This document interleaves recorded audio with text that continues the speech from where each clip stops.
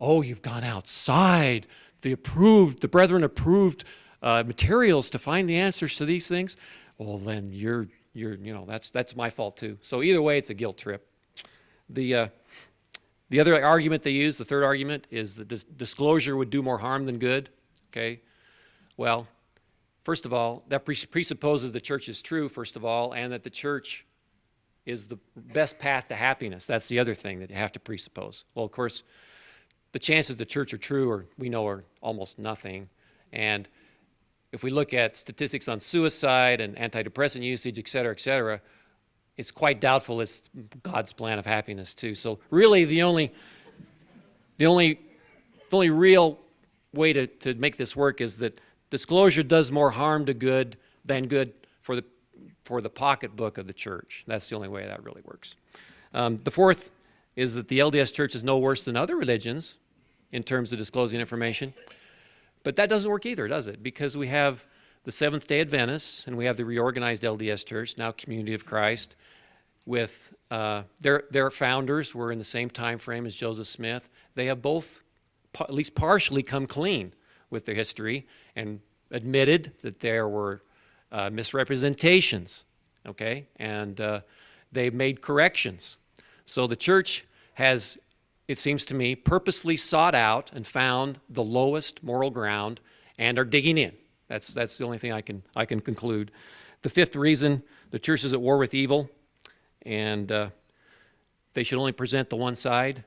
How does that compare to the pre-existence? Christ's plan where we have agency and have a choice, yet they're saying, no, we don't want to present the other side, just one side. So that manipulates us to choose just one thing, which sounds like whose plan, Okay, Satan's plan. Okay. I got done with the selective storytelling and suppression of information, and then I went through historicity problems of the Book of Mormon. I was really emptying my guns at this point. I figured this was free therapy for me, so I made the best of it. People pay hundreds of dollars for a therapeutic session like this, and I got it for free.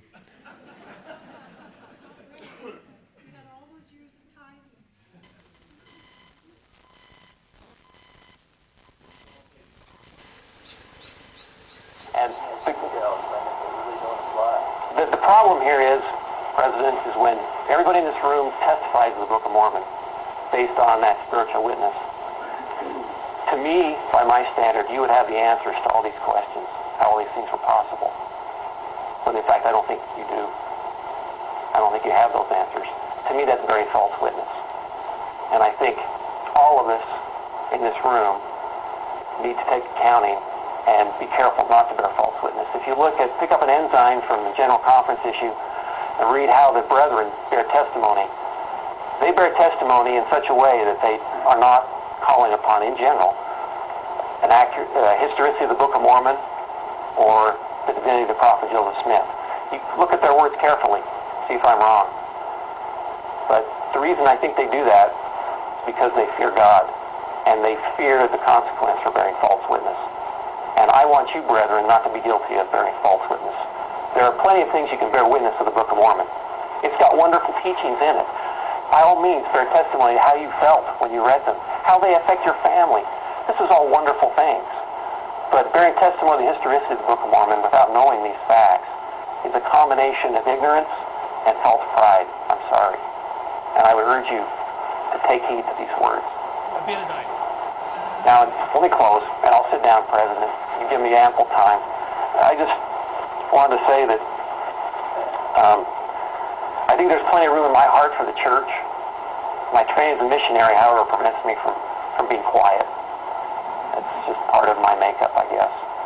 That I tend to share things that I've learned and I'm sure of. And I don't think I can agree to any kind of restriction about praying or speaking up in church. I think it's really a question of you can welcome me as a brother, or you can get a court order and have me not come to church. It's kind of those two options. I think they're available to you. Do you think that was a little bit much?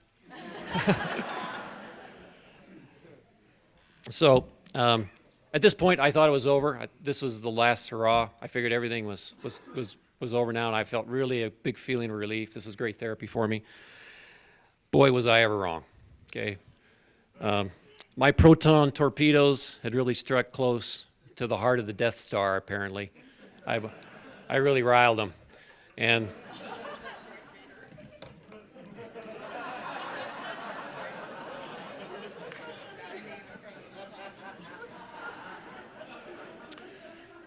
so the stake president said I would be receiving a letter and a confirmation of my excommunication. And I said, great, thanks, brethren. I had a nice time. I left. And about 10 days later, I hand-delivered by the executive secretary, of course, whom I knew for years and years and years, came to my house, handed me the letter, and it not only had the confirmation of the excommunication, but also that on September 23rd, there would be announcements made in all the wards in the stake that I'd been excommunicated for apostasy. Okay, and I thought that this policy had been done away with 20 years prior. I'd never heard any announcements in the last 20 years, and I went to church every week, basically. I'd never heard of any announcements being made in any neighboring wards or stakes. I did not know this was even a possibility. So I was floored. He said I could appeal to the first presidency, which I did.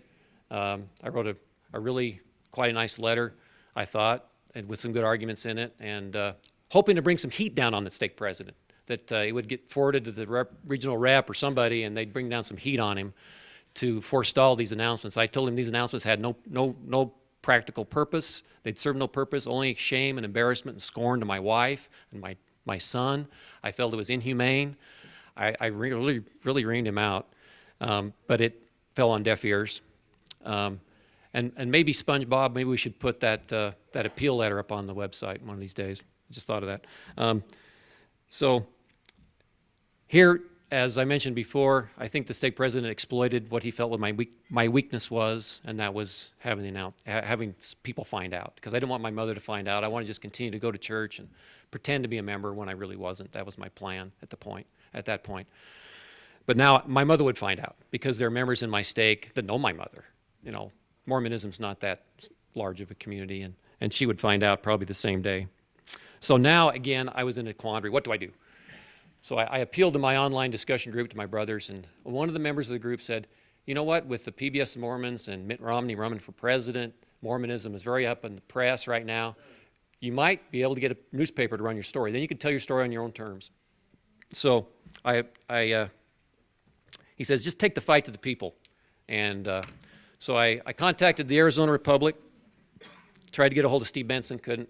The East Valley Tribune editor, spiritual living editor, sent me back an email. He says, tell me a little bit more about your story. I don't think we were interested, but tell me a little bit more. So I told him a little more, and we exchanged a couple of 3 emails. Finally, he said, okay, come on down for an interview. And during the interview, we talked for about an hour, and his enthusiasm went from about 0 to about 15 during that interview.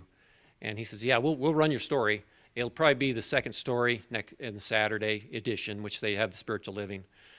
And then, of course, balanced journalism involves talking the other side. So they called the representative and asked him, in Arizona, about these announcements. How often are these made? And he said, well, very seldom.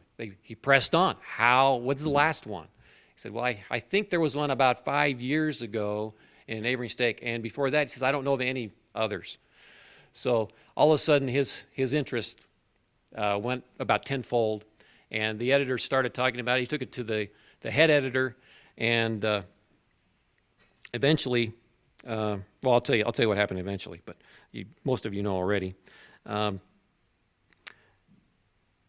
by the way, and so that morning, I guess I'm ready. The story came out. Oh, I know what I wanted to say. This is O.J. Simpson. I'm sorry. This O.J. Simpson. Here, the church has more to hide than O.J. Simpson. They want to go toe-to-toe with me in a public forum. They don't realize the weakness of their position. And going to the press was really the best thing to do. I agonized over it, but in the end, I feel like I did the right thing.